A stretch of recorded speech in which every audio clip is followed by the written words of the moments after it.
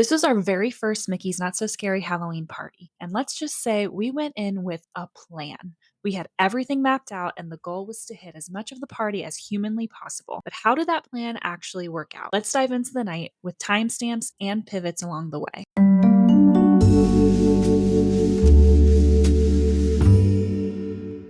This is Michaela with The Curious Mortal, your go to for Disney World secrets, hacks, and better planning. And since this was our first Halloween party, we decided to go in with a plan. And I'm so thankful we did. But even with the plan, we had to make some pivots, and we ended the night with some thoughts, to say the least. And of course, we used our free Mickey's Not So Scary Halloween Party Planner, available to download at the link in the description. Now, before we even started this trip, my husband Doug, my daughter Sophia, and I all sat down together and decided what our must-dos were. With that, we put this plan together. I'm going to walk through it really quickly. So the plan was arrive around 3:30, check into the party at Mickey's PhilharMagic, and grab dinner at Pinocchio's Village House. From there, head back down Main Street and change into our costumes in this bathroom. So much more room here and bigger mirrors. Before the party starts, get our photo pass shot in front of the castle. At 6, head through Market Street Welcome, then straight to Space Mountain's Halloween overlay because they turned the overlay on as early as 6:30. From there, it's trick or treat at Laugh Floor, Carousel of Progress, and then a stop at Zombies Bash. Then go meet Stitch in his Elvis costume to get a photo. Around 8, we'll loop through Tron for a trick or treat stop and walk into Storybook Circus for 2 candy stops. We'll then hit Mad Tea Party for that Halloween overlay. We'll also swing through Princess Fairy Tale Hall and PhilharMagic for special characters and more candy. Then a quick stop at Friar's Nook to pick up our mobile order. By 9, it's Haunted Mansion, the last Halloween overlay. Then straight to the castle for the fireworks at 10 p.m. After that, some free time before we claim our Main Street spot for the Boo to You parade at 11. We'll wrap the night with allergy candy pickup in Liberty Square and the Hocus Pocus Villain Spectacular at midnight. Okay, that is the plan we had going in. 8 trick-or-treat stops, 1 character meet and greet, all 4 ride overlays, 1 party exclusive food stop, the fireworks, parade, and stage show all packed into one night. Everyone agreed to it, and it was giving.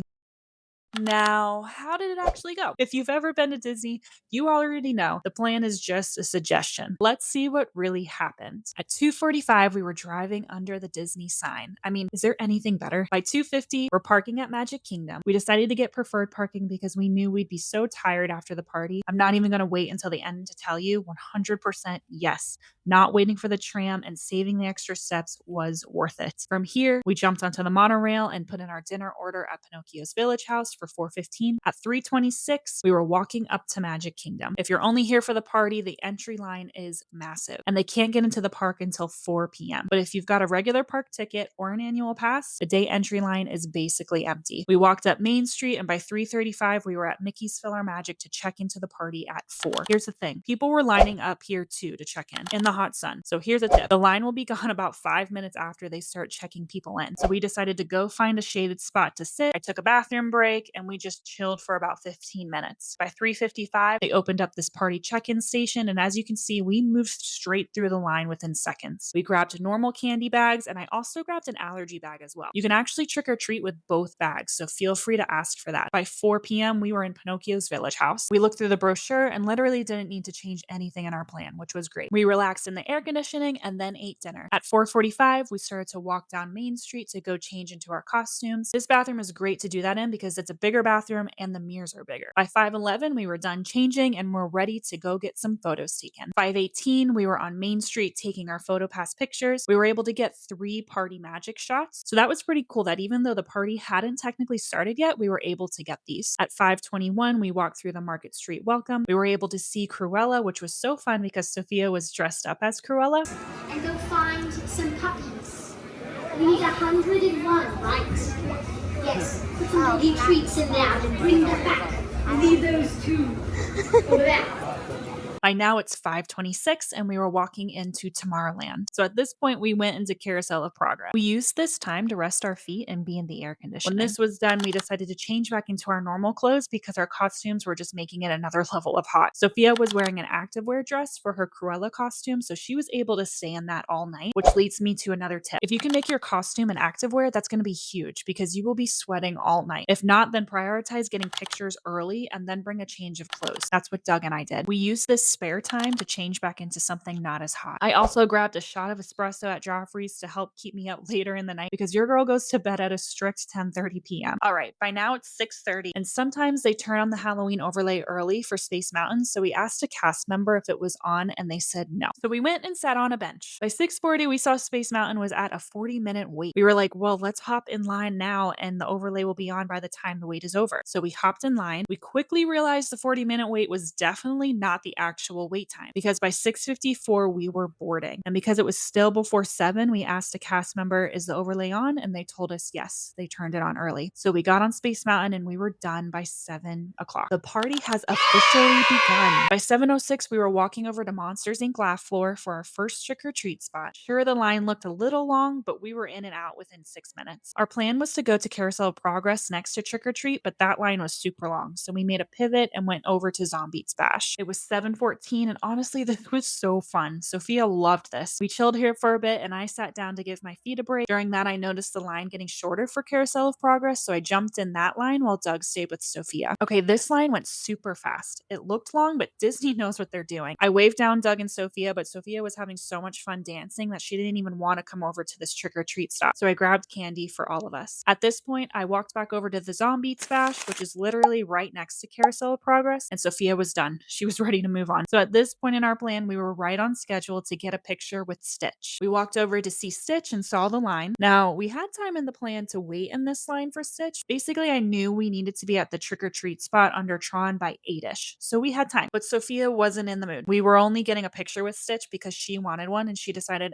not really feeling it. So we were in Tomorrowland with 30 minutes to spare. What could we do? Because we made a plan beforehand, I knew one of our nice to-dos was Tron. I looked at the wait time on Tron and it said 30 minutes. It was meant to be. I brought it up to everyone and both Doug and Sophia were so excited. So up to Tron we went. Second pivot of the night. By 7:41, we were in the thick of the line, hoping the line inside was shorter. And yes, thankfully, when we got inside, they didn't have everyone doing that zigzagging. By 7:55, we were boarding onto Tron. Okay, from Tron, we had a bathroom break and a water break. And by 8:15, we were walking under Tron to get another trick or treat stop, about 15 minutes behind schedule, but it was okay. By 8:20, we were in Storybook Circus and immediately got in line for another trick or treat spot at the Walt Disney World Railroad Station. Next on our list was trick or treating at Dumbo, but we decided to skip that because we were already a little behind schedule. And honestly, this area of the park is one of my favorites, so I really just wanted to walk around a bit. So we skipped this spot and watched the entertainment a little in Storybook Circus. That was our third pivot. We then stopped to get some popcorn and water. By 8:30, we made our way to Mad Tea Party. This was literally a 5-minute wait. We got in line and we were on almost immediately. From here, we had on the list to go to Friar's Nook for a little snack. Doug wasn't hungry, but I was, so in our walk over, we put in the Friar's Nook mobile order. I was just getting the buffalo chicken hand pie, a party exclusive food item I really wanted to try. And by 8:42, it was ready to be picked up. As you can see, that only took 2 minutes. And with that, we were back on schedule. By the way, this was so spicy.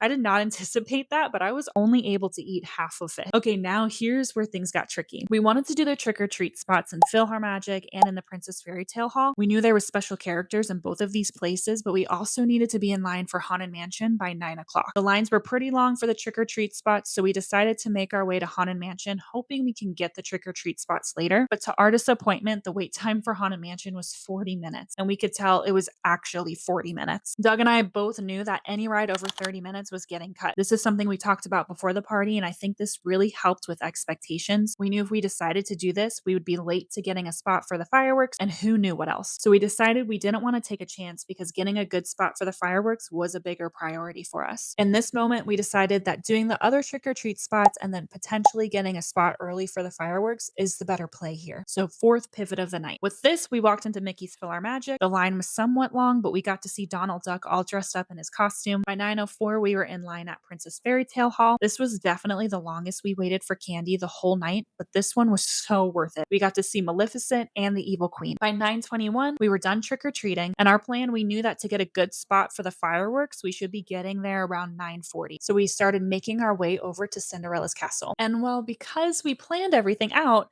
I knew this path over there was going to bring us right by where we could pick up our allergy candy, and we had time. So I brought up the idea of, hey, instead of waiting until later to get our allergy candy, let's grab it now. So fifth pivot. By 9:25, we were done picking up our allergy candy. I was so excited by all the choices that I completely forgot to record this part. So basically, you hand over your allergy bag filled with the tokens you collected while trick or treating. A cast member will then ask you what your allergy is, and then they'll fill your bag with safe treats. And they don't nickel and dime the number of tokens you have. So, for example, we had two bags with different amounts of tokens, and both came back completely filled. At this point, it was 9:33, and we were front and center, parked, ready for the fireworks. We have never been this close for fireworks, so this was super cool for us. We chilled for a half hour because the fireworks don't start until 10, and of course, ate a ton of candy. 10 o'clock, the fireworks started. They were incredible.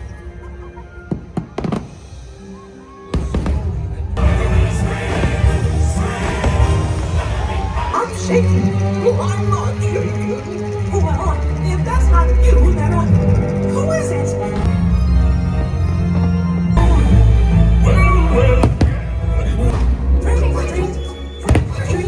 With a lot of adventure and a bit of fright, Halloween is the greatest of nights.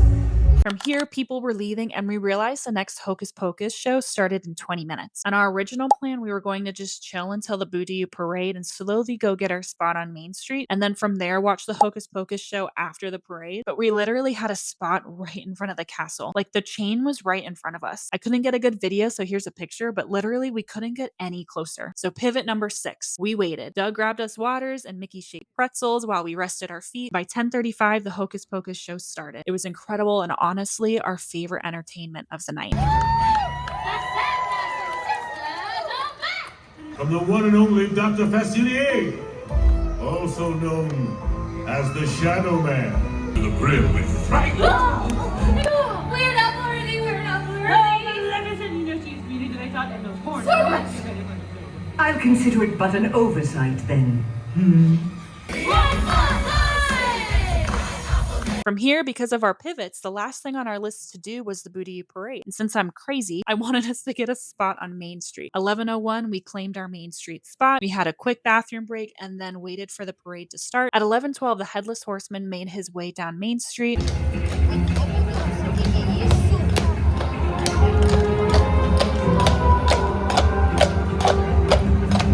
11:17, the Max and Powerline Party Pack danced their way down Main Street.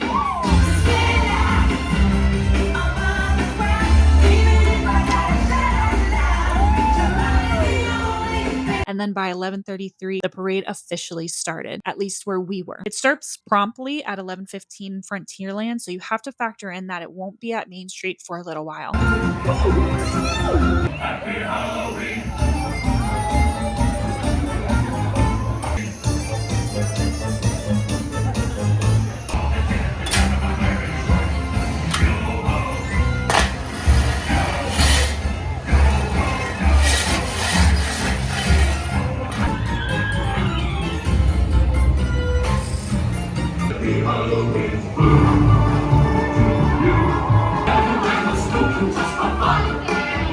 By 11:48, the parade was done. Oh my God, we did it.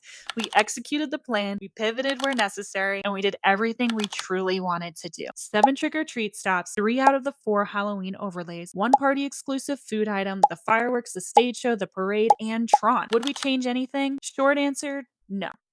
Long answer, yes, but there are nuances. This was our first Halloween party. So all the things we planned to do, I wouldn't change that. I wouldn't change the walking with purpose type of speed we walked with. I wouldn't have changed our pivots. The one thing I would have changed though is I would have stayed at one of the resorts on the monorail. So Grand Floridian, the Polynesian, or the Contemporary. I think the night wouldn't have been as exhausting if we stayed at one of those resorts. We could have gotten dressed at the resort, we could have eaten at the resort, and we could have slowly made our way into the park around 6-ish. Also, we were leaving the park at 12 and got back to our car by 12:45. Then got back to our hotel rooms by 1:30, and then of course showers before we officially got to bed. I was in bed by 2 a.m. and girl, that is not what I'm trying to do anymore.